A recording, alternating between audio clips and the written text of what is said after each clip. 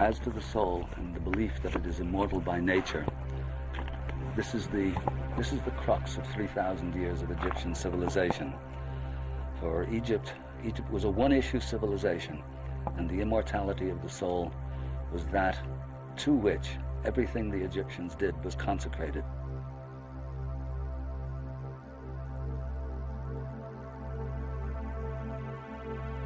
That preoccupation with, almost obsession with, immortality is what is responsible for the tremendous temples, the tombs, the pyramids, and all of the attention that the Egyptians themselves lavished upon death, which was not seen by them as the end, but rather as the threshold to another level of transformation. That which leads, or which can lead, to the immortality of the soul.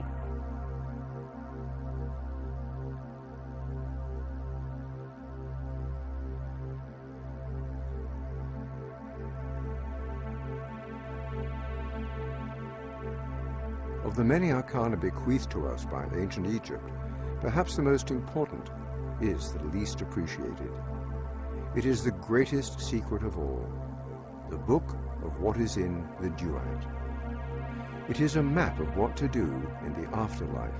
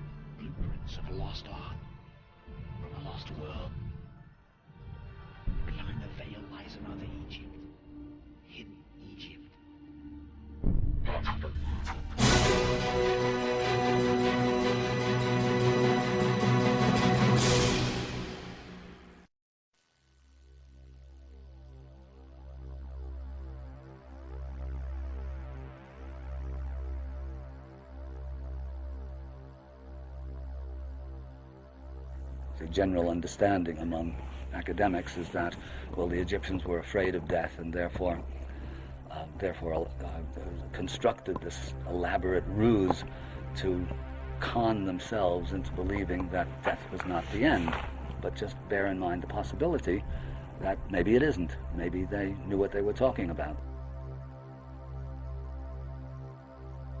If it's looked at from a different point of view, then the whole elaborate exercise takes on the guise not so much of superstition, but as a very elaborated and highly sophisticated manual of instruction. It's a sort of how-to-do-it book on immortality. Is it possible that they were able to cross the great abyss? Do these tombs represent a technology that allowed the deceased to successfully pass through the gates of the duat? Perhaps even, as they themselves declare, to rule in the afterlife?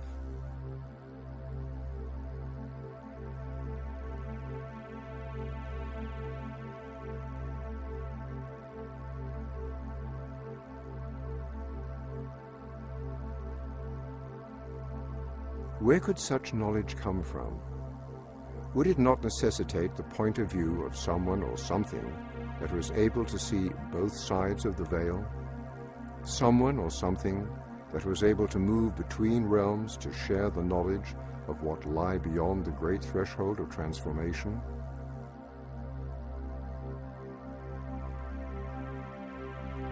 If we take them at their word, we are presented with a very rare privilege indeed. The pinnacle of a supernatural technology from a mysterious and ancient lost civilization, once reserved solely for the afterlife use of a god-king. These sacred magical texts may in fact be a roadmap of the afterlife, a magical ladder to heaven.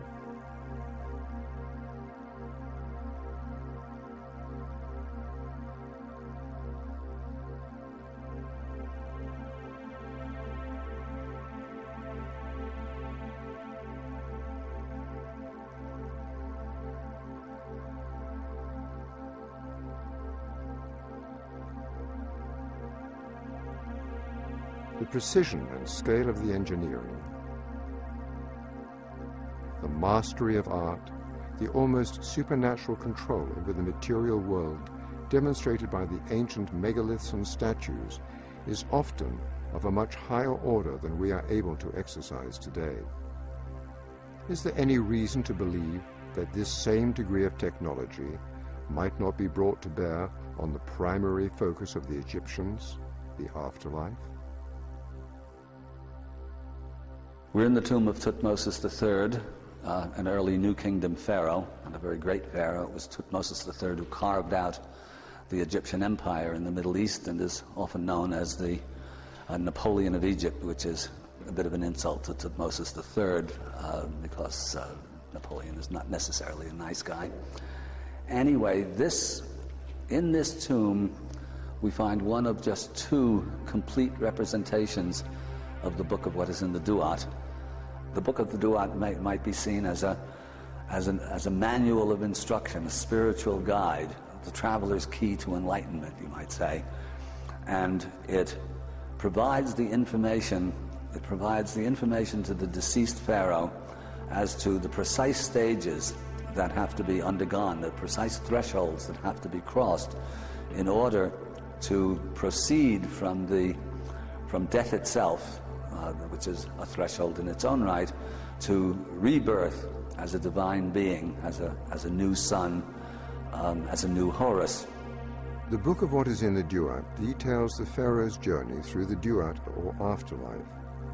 It is a handbook of spells and secrets that allow passage through the labyrinthine gates and thresholds of transformation encountered by the deceased.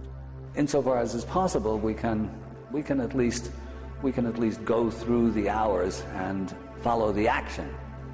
So it starts over here with the scarab in a boat that's perched on the symbol that means water, preceded by 3 water snakes that actually represent larval forms, or you might say the first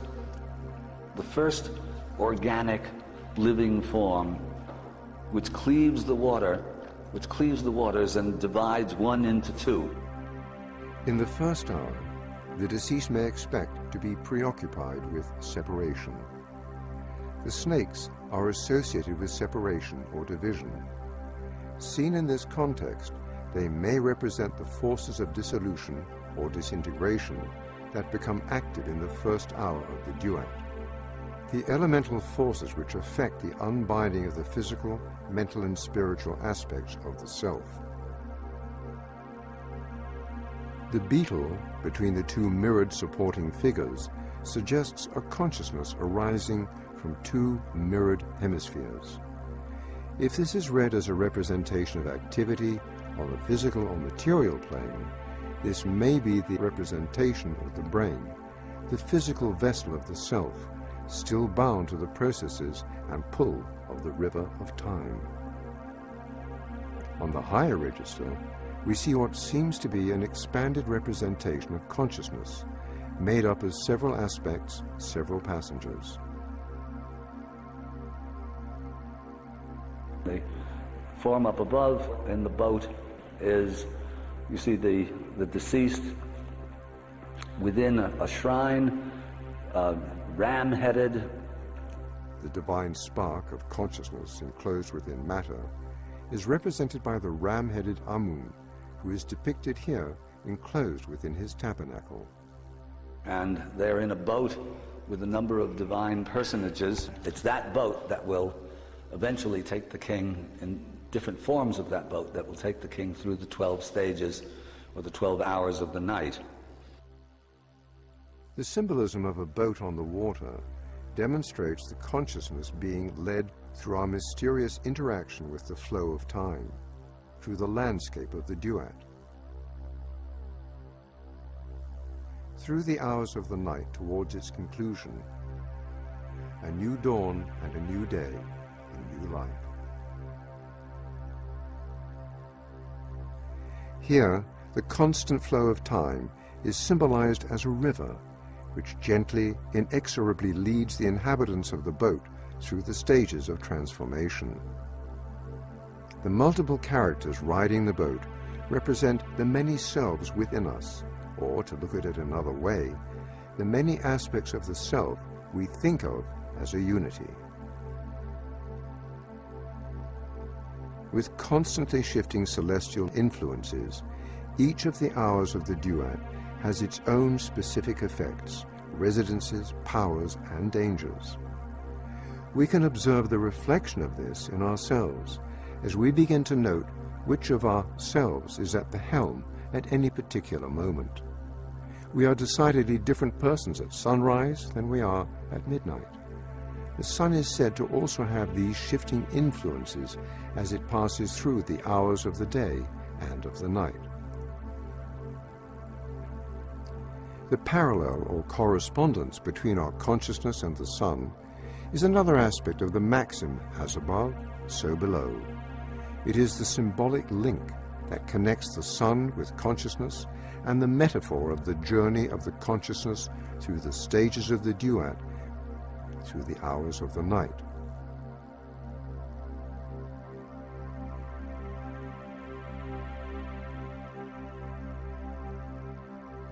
In the second hour, in the middle register, the solar bark sets out with the flesh of Ra enclosed in his tabernacle. This time, in addition to the original retinue, 2 cobras in the prow are identified in red as Isis and Nephthys. The personification of magic occupies the place of she who guides the bark. It is interesting to note that the twin cobras are identified as Isis and Nephthys. Together, they are the personification of magic. Individually, they represent intellect and will. In this we are shown that intellect and will are the primary components of magic. The presence on the bark itself of mind and will, and the explicit information that is here in the duat, that the transformations occur, make it equally clear that a conscious and deliberate spiritual process is taking place. In the third hour, both upper and lower registers are rich in Anubis and Osiris figures and symbols. The hour is called She Who Cuts Up the Souls. A passage in the text above the third register reads, "This is what they do in the West. Roast and hack to pieces the souls, imprison the shadows, annihilate those who are not, who belong to the place of destruction." The text is opaque and enigmatic, but the general tenor indicates a purgatorial region that the solar principle must traverse, a descent still deeper into the earth. The Christian conception of hell with all its demons and its hellfire is in all likelihood derived from the Egyptian, but the Egyptian didn't revel in all the details of the smell of the roasting flesh and the pain of the hacked bodies. Rather, they were expressing, basically what the Egyptians were doing was declaring that the souls of those who hadn't done their inner work, or who obstructed those who were trying to do their inner work, ended up in oblivion. In other words, their names, their identities were obliterated. They weren't consigned to the roasting flames of hell forever, but rather non-existence was considered punishment enough. In the fourth hour, the actual coffin is shown descending into the earth, a schematic that actually represents the tombs themselves. You see the coffin in red, the larval forms in front of it, and the coffin is actually going to its final resting place. In the fifth hour, the coffin over here has come to its final rest in the bowels of the earth.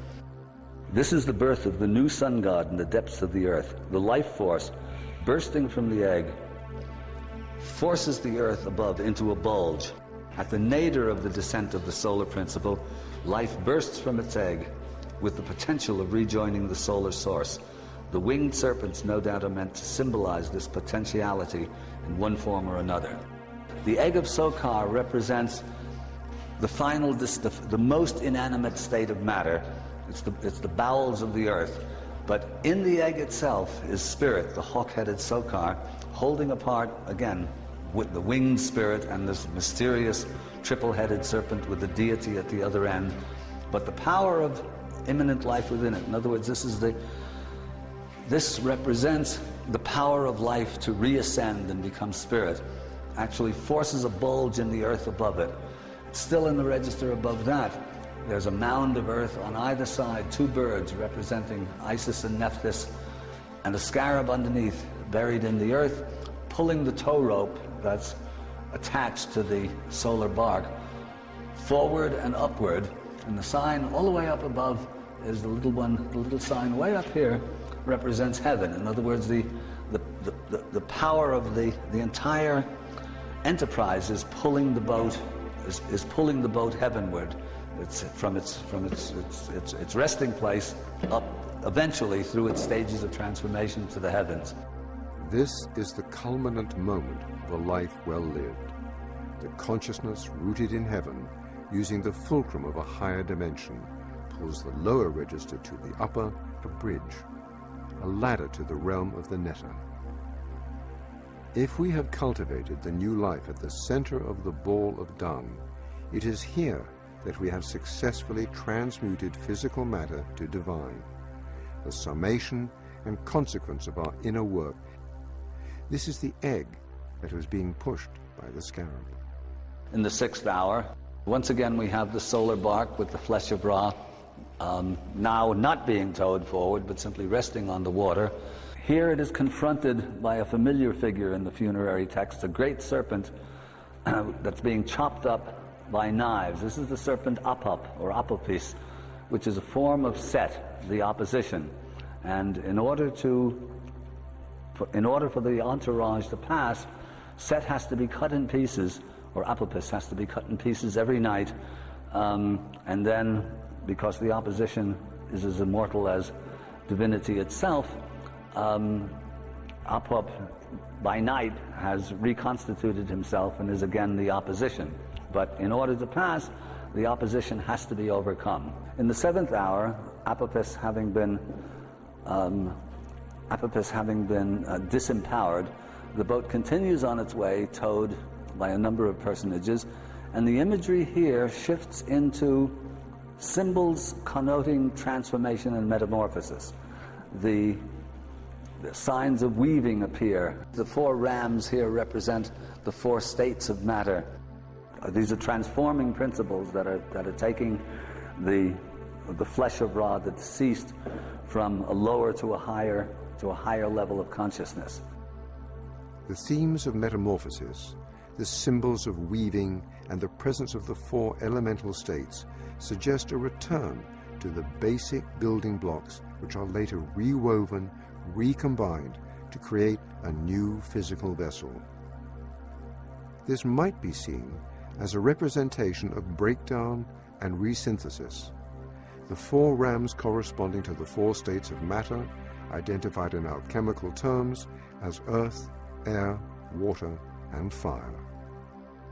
In the 8th hour, the entourage has now gone up to the top. Here you see the various characters, the various deities, seated on that little upside-down Y in red, emphasizing or highlighting its importance, and that little sign represents bolts of cloth or weaving. So again, it's the weft and the warp and the putting together of disparate forms.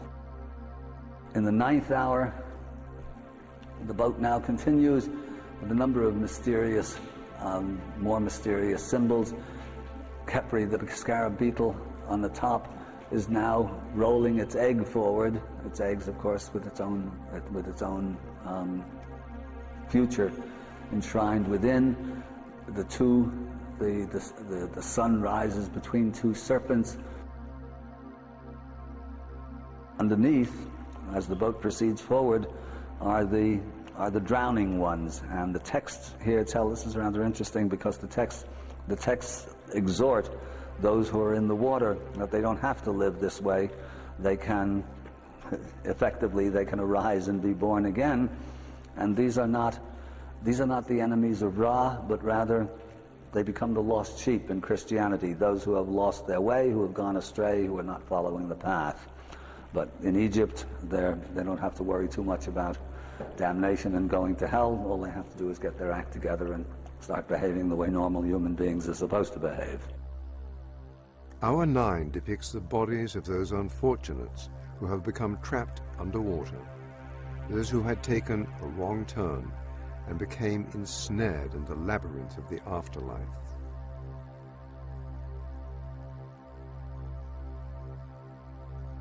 On the archetypal register, we see a symbolic depiction of the higher processes at work. The beetle rolling its egg towards the sun symbolizes the great work, the creation of a higher consciousness.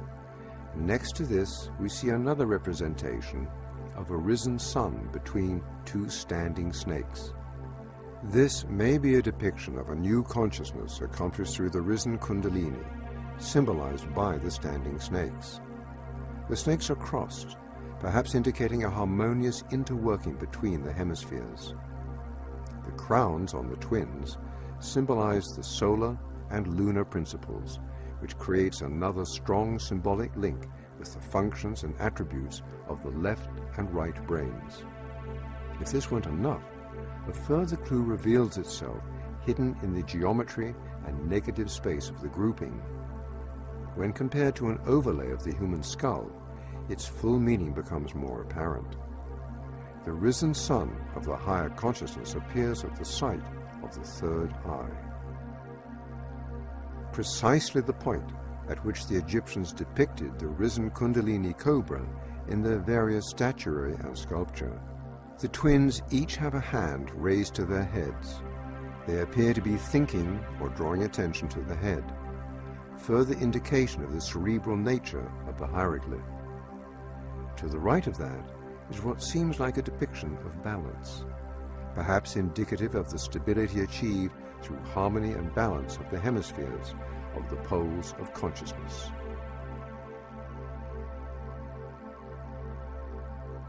In the 11th hour, the process is almost complete. The bark is being towed forward. The rope itself now takes the form of the gigantic coiled serpent. The personifications of the hours are transporting or preceding the boat, and once again this is Mehen, the enveloper, probably the origin of our familiar figure of speech, the coils of time. Up in the top register, emphasized in red, a small divine figure riding on a serpent in the company of 10 stars. In other words, this is the serpent in the sky. This is intellect made divine, or the serpent representing duality, once again uniting with, or this is duality reconciled, or a new one. And the legged winged serpent now appears up in the upper register between the two eyes of the solar and the lunar eyes of Ra. In hour 11, we see the united hemispheres become the androgyne, the solar and lunar principle fused together. This powerful and sacred symbolism has echoed through history, and strong correlations can be seen between these hieroglyphic symbols and many later depictions of the alchemical stage represented by the androgyne and its divine offspring. This inspiring moment seems to indicate a mastery over the coils of time, perhaps indicative of a timeless period in which the higher consciousness of the deceased can reside with the gods. In the 12th hour, the process is complete. The bark, now with a scarab beetle in the front, is being towed through the backbone of this enormous serpent, which, while the Lubitsch thought was a parallel to the Kundalini energy of the Hindus, in which lies coiled at the base of the spine. Any real technology for navigation through the wheels of the afterlife might also include a gate for a return to physical incarnation. The 12 figures spanned by the snake might be seen as representing the spine and an outstretched Kundalini snake. Taken together, they might be seen to represent a sexual event on the physical or material plane, which will provide an opportunity to return to physical incarnation. The cycle returns to where it began. And here, this is a parallel expression of the bark of transformation passing through or releasing the Kundalini energy, and this results in a new sun in the scarab beetle pushing associated with the head of the dead king, it's associated with the new sun, pushing its way through the earth into immortality, actually. In other words, it's another expression of the pyramid text, Ba and Ka unite, become a star, join the company of Ra, and sail with him across the sky in his boat of millions of years. It's a similar parallel. This is the same teaching expressed in New Kingdom terminology in this extraordinarily complex text. The tomb itself was only one component of this science of life and death. The pharaoh's body also played an important role in this strange technology. This takes us actually to the strange practice of mummification. Our embalming rites that we carry on today routinely in a number of funerary traditions are probably pale versions of what the Egyptians went through thousands of years ago. Over the course of a couple of thousand years, this process got more and more elaborate until in the New Kingdom, in the tombs of the Valley of the Kings, that process reached a culmination that is incredibly complex and, to us, somewhat repellent.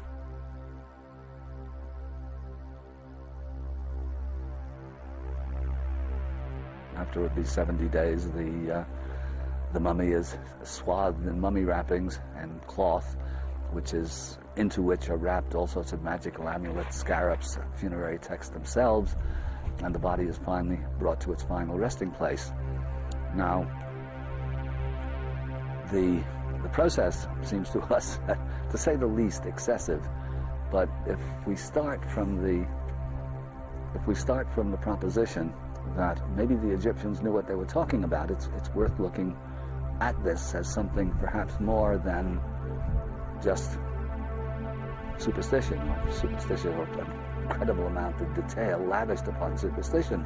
Maybe this accounts for both the incredible attention, work, money, time that went into mummifying a dead pharaoh, and this kind of shiver that comes through you when you think of it. There's something repugnant about it. You shouldn't need to have to go through all of that.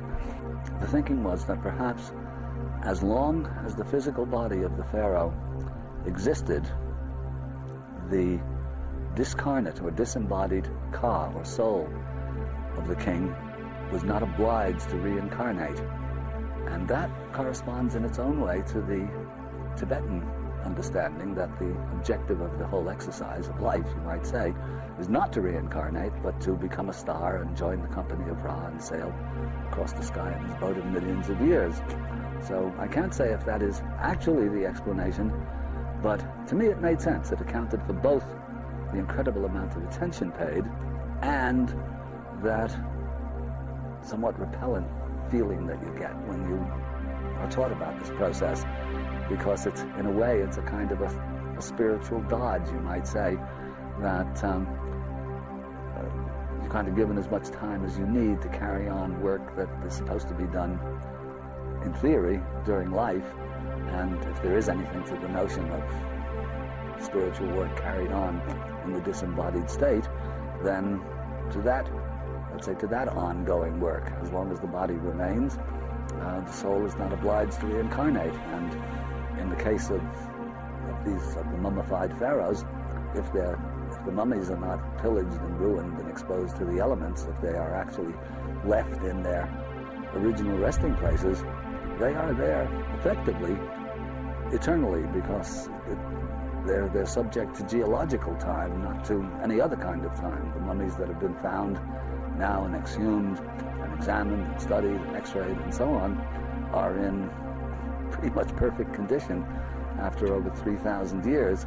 So unpillaged, unstudied, and unexhumed, they'd simply be there forever, until the mountains themselves, or the tombs into which the deep caves that they're buried in themselves are destroyed in some sort of geological cataclysm. In any event, to me, this makes much more sense than simply assuming that the Egyptians were a bunch of superstitious idiots who put all of this incredible amount of attention into preserving the body of a dead pharaoh. The physical body of the pharaoh was rendered timeless, perhaps turned into an open gate, or perhaps a type of anchor. It was heavily supplied with all manner of spells, amulets, talismans, and other forms of magical protection.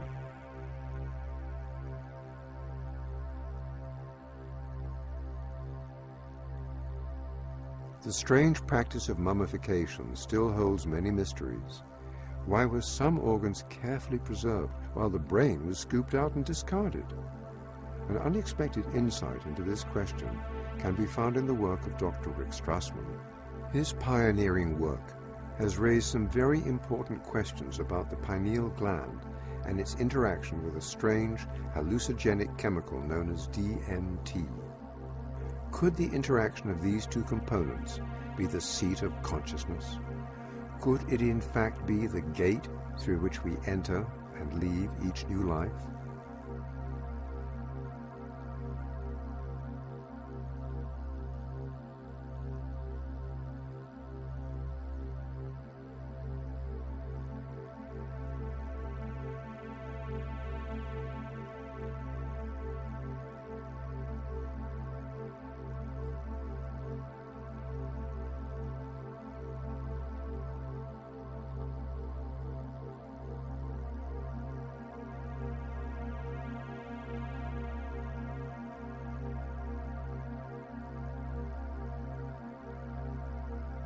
In terms of how the study started, I was interested in seeing if I could determine a biological basis of mystical states.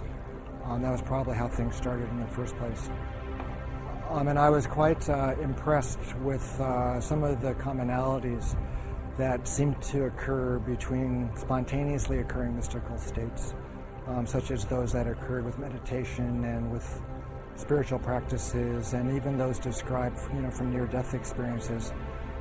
Quite a few of those descriptions seem quite comparable to descriptions of people on large doses of psychedelic drugs. And so I started to think about the possibility of some kind of compound in the brain with psychedelic properties that could be underlying on some of these spontaneous experiences. I began becoming interested in the pineal gland as a possible source of some kind of psychedelic chemical in the brain. It's an extremely mysterious organ. It's quite small. There seemed to be, some kind of a kind of visual correspondence with light and with color in the pineal. And also it has quite a long history in the context of the mystical literature. It's been described as the third eye and as the crown chakra, those kinds of things. And it's spoken of as being activated when people attain quite high mystical states. And so one of the interesting aspects of pineal development also is that it appears in the human embryo at around 49 days of gestation. And 49 days is also the time that the Tibetans believe is required for one soul to incarnate onto the next. So that was a pretty interesting, coincidence. At the time of the differentiation of the fetus into either male or female, that also occurs at that 49-day period. And so I was struck with this interesting kind of temporal, correspondence. And so as time went on, I started, looking into some of the chemistry of the pineal gland. And it seemed as if it was capable of making a compound called DMT. DMT stands for dimethyltryptamine. It's like a chemical cousin of serotonin. And it's quite a profound hallucinogenic type of chemical. It seemed as if the pineal contained all of the precursors and all the enzymes and all of the building blocks that would be required to make DMT. So I started speculating about perhaps there was DMT released in the pineal gland and stimulating the brain under extraordinary states, either through spontaneous mystical states, the time of death, or at times close to death. And also I started speculating that perhaps it was stimulated at the time of birth as well. The pineal gland is extremely well protected from stress, but you can stress the pineal gland if the stress is great enough. Pineal's protective mechanism can be overridden. And so obviously the most stressful time in a person's life is at the time of death. The stress hormones like adrenaline and endorphins are at extraordinarily high levels at the time of death. And so that could, possibly stimulate the formation and the release of DMT from the pineal gland at that time. And so you can, conceive of an individual's consciousness at the time of death. I'm kind of being exposed to this big flash of DMT. So the last thing that one is conscious of in the body is the release of this huge amount of this incredible psychedelic compound.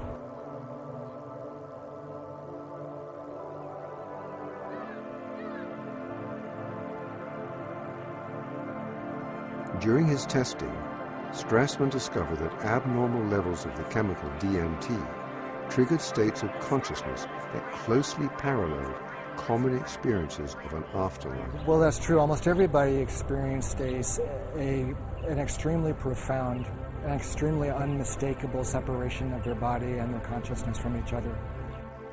DMT at higher levels acted as a type of catalyst for near-death experiences.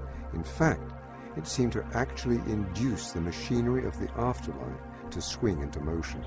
I suppose one of the most unexpected aspects of the study's results was the frequency with which people described a kind of contact with these intelligent kinds of entities that were conscious of them and interacted with the volunteers in this quite strange space.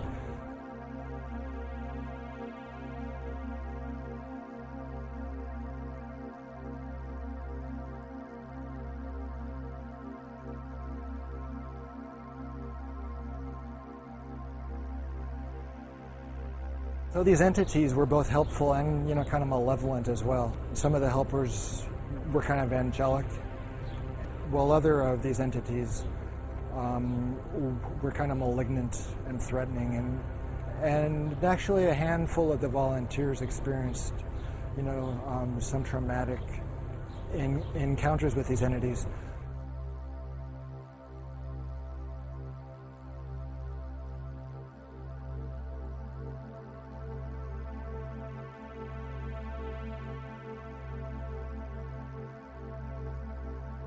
The hallucinogenic state, like the dreaming state, is a temporary disconnection from the physical body.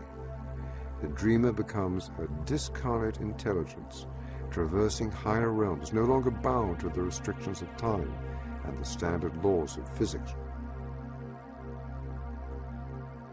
DMT is, kind of a portal, or, kind of a door for the transport of the spirit out of the body, it appears to me. In some ways, the occurrence of DMT in our brains, in our bloodstream, is kind of validation of a spiritual reality in quite a few ways. Could this strange chemical be offering us a window into events to come in the afterlife?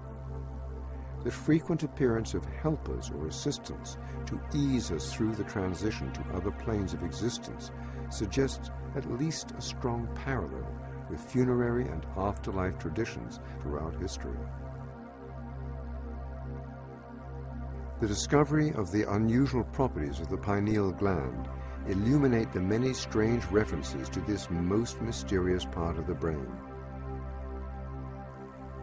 In strange and unexpected ways, the temples demonstrated a special emphasis on the pineal gland and its role as the intermediary between mind and body, the seat of consciousness, and possibly the gateway into and out of life. The results suggested that the mysterious pineal gland may be linked to the mechanism through which we enter and leave our physical bodies. Could this have been the reason that the brain of the deceased pharaoh was removed? Was the pineal a kind of link or bridge or tether between the physical mummified body and the consciousness? From the very beginning of time, we see evidence of a science that described and somehow aided the transition of consciousness from a material existence to existence on a higher plane. It appears as though this science used as its training ground the realm of dreams. The everyday act of dreaming may be a much more mysterious activity than most imagine. It may be a portent of things to come in the afterlife. The strange state of consciousness that one achieves during lucid dreaming might be the secret ability that opens doors in the afterlife.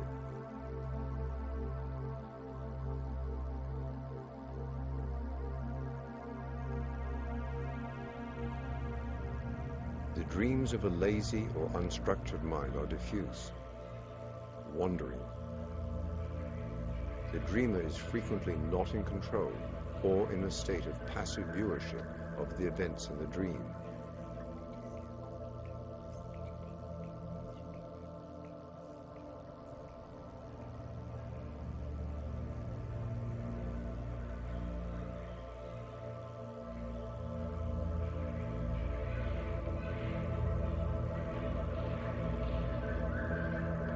On the other hand, the dreams of a disciplined mind are lucid, meaning that a kind of continuous consciousness bestows upon one the ability to recognize the dream state and consciously act to control it.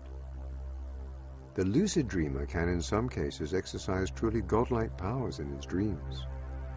This is the stuff that comprised the constant work performed by the initiates of the temple to harden and perfect this gem of attention, will, and mental clarity.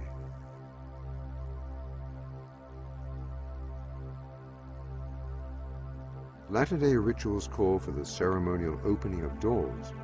Are all these exercises training the subconscious to be continuous and proactive in the afterlife? It sounds like such a simple thing, and Constance read it someplace and said, gee, you can trigger lucid dreaming by just all day long as you pass through a door, touch it and go, am I dreaming? And it sounds so simple that you think, oh, this couldn't possibly work. First day I tried this, I'd walk through a door and I'd remember, oh, okay, I touched the side of the door and go, am I dreaming? And every time I did that, I could feel my eyes focus a little bit differently, and I sort of had to wake up and ask myself, yeah, am I dreaming? And you do it a few times, and that night when you fall asleep, you find yourself walking through a door and you go, am I dreaming? And all of a sudden you go, yes, I am dreaming, and from then on, if you're careful with it, you can continue on with your lucid dream. As the lucid dreamer becomes aware of his or her presence within a dream, the ability is suddenly bestowed to steer the dream, perhaps by suddenly becoming able to fly or levitate. When I was a kid, everybody dreams they fly, or at least I've talked to very few people that said that they've never dreamed that they've flown. But I always had dreams that I was flying when I was a kid, and it would just be great. I was enjoying it, and I could tell I was really flying because I had this wonderful thrill in the pit of my stomach, and there was the perspective, horizons changed, and the perspective of my view was just perfect, as if I was flying in an airplane. The same feelings, and then all of a sudden I'd say to myself, well, I'm flying, how can I do this? And that little bit of doubt all of a sudden just made me just tumble like Icarus. And everybody has that experience, I ask myself, well, how the devil am I flying? And then you lose your ability to fly. Well, since I've grown a little older and have done such like touching doors and other crazy little things, I can pop out pretty regularly. If I am not too tired and just want to go to sleep, I can pop out pretty easily, and I can stay out, and I can do it with just a little bit of concentration. Now all of a sudden I know, don't doubt while you're flying, by enjoy it, you're out and stuff. So it just took a little bit of concentration, a little bit of energy directed in a certain way to keep me airborne in my dreams. What might be happening during the death coma, in those precious moments where people think you're dead, but there's lots of stuff going on. Now, what if you could keep your concentration going somehow?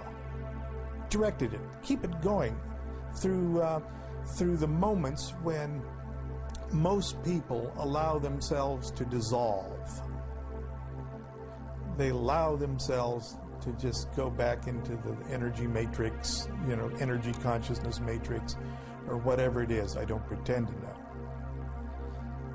But if there's a way to keep focused through one stage after another, at least the Book of the Dead would indicate there's a goal that you can reach whereby you retain your individuality, or at least your pure individuality, and retain the consciousness of the continuity of your own existence. And that might be the key to overcoming death. We see a very similar thing in the Tibetan Book of the Dead. Only you've got a guy there actually saying, okay, George, now you're going there. You're going to see one of these things, so watch out. But there seems to be this technique, and in the Book of the Dead, you're barred at a certain place, and the guardian of the gate demands that you tell him his name, and you go, well, there's odd little names, Scale Pan of Wine is your name, or Dirty Sandal is your name, or something. But everything's got a name, and he goes, okay, then you can pass, but you got to do something else, And so evolution seems to be a process of resistance to something, and then overcoming that resistance, and then being mutated by that struggle, and then you move on. That seems to be how evolution works. Why shouldn't it work in consciousness also? Every initiatory society today, let's say the Masons, everybody's dad or grandfather is a Mason, and they've all gone through this kind of thing. It's no secret that in the initiatory process, you're stopped at a door. You got to really knock at the door of the temple, and you have to pass you're questioned. Just like in the Book of the Dead, you're questioned, and you have to come up with the right answer, or you don't get through. And just step by step, you get this far into the temple, you meet somebody else and say, hey, wait a minute, buddy. You're not getting past here unless you do something, and then you do that. It's just like in the Book of the Dead, only maybe not as complex. So another thing in Masonry that I think sets it really apart from, and really makes it a mystical organization, although my father would say, no, it's not a mystical organization, that just pages after pages in the index of Kabbalah, come on, Dad. But what makes it mystical, even with those members who don't have a mystical, bent, is that they have to memorize tons of stuff. The master's lecture is 45 minutes to an hour, depending on the speed. And it's wonderful stuff. And these guys do it. They're 90 years old up there doing it, Just like whoever had to prep themselves with this Book of the Dead thing. Okay? They had to memorize a ton of stuff. So I can just imagine. It's like a pep talk, Okay, I'm dead now. I better take control of this experience. Otherwise, I'm going to be eaten by a hippopotamus with a crocodile head. My soul's just going to just disperse. So I better get a hold of myself. Okay, I'm walking through a door. Oh, there's a guy there. I know his name. He's going to ask me, "What's my name?" I know his name. Crocodile Sandal is your name, and just one thing after another. Don't stop. Okay, don't stop. Don't pause. You've got this and this and this. I know your name. Here's the name of your socks. Here's the name of your floor. Here's the name of the hasp on the door. Here's the name of the thing. Okay, go on. Okay, then I go on to the next step. And then I memorize. I've got this all memorized. I know just what I'm going to see. I know just what I'm going to say. I've built this temple inside me with my memory. I've already built it, okay? And it's inside me, and I'm going through the thing, and there's a door way at the other end I'm shooting for, and I'm not going to take a breath. I don't need to take a breath. I'm dead. I'm going to go all the way to the end before I let my concentration drop. And if you get all the way to the end, you've gone someplace in your own temple that most people never get to in the death experience. In a strange sort of way, I could see how it might even hold the key to overcoming death. Overcoming death is just gaining knowledge of or having consciousness of the continuity of existence. And there might be a technique that would enable you to perpetuate your consciousness of the continuity of your own existence. And the Book of the Dead may hold that.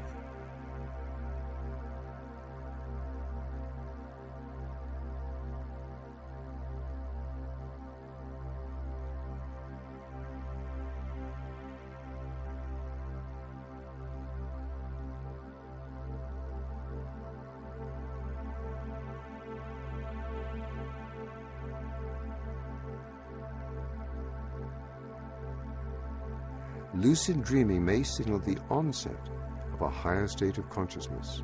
It may be a badge of attainment for the initiate, as is suggested in our chemical allegory. The metaphor of the philosopher's stone, as applied to lucid dreaming, is a revealing one. Lucid dreams make their first appearance as fleeting moments in the dream state, with conscious work and practical exercises that reinforce the ability to lucid dream. The moments of waking dream time become more extended and controllable. In the metaphor of the philosopher's stone, the lesser stone is perfected through a crystallization or hardening, rendering it permanent. From here, we can extrapolate an even higher state, where the disincarnate intelligence of the deceased can be equipped with the mental tools, the strength and persistence of consciousness to remember itself through the transformation process and achieve a lucid afterlife.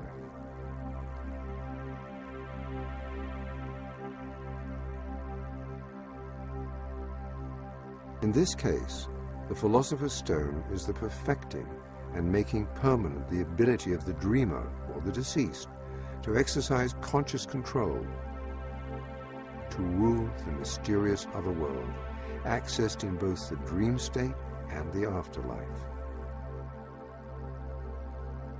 The faculty of imagination seems to be the womb in which the fetus gestates. We can now see the process of perfection of the materia prima come full circle. If the alchemical steps are carefully observed, and the great work is persisted at during life, one's consciousness becomes the purified and perfectly structured philosopher's stone, the charcoal that becomes a diamond. It is impenetrable, permanent, and highly valuable. It becomes the permanent vessel of the self through the higher registers.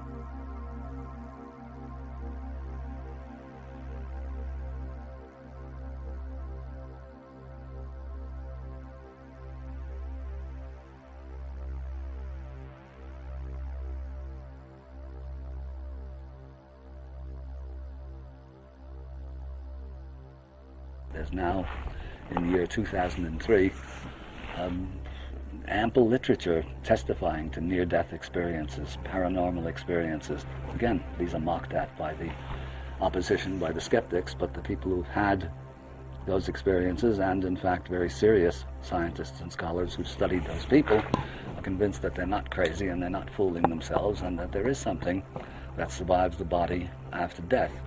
So here in the Valley of the Kings, we see a testament to that Egyptian, call it belief, call it understanding, call it what you will, but in order to get anything out of the concept, and in fact anything out of this episode, it's useful to bear in mind that the Egyptians quite possibly knew what they were talking about when they went to this incredible amount of attention to mummify the body of the pharaoh, and the even more incredible attention that they put into building these fabulous, magically decorated tombs.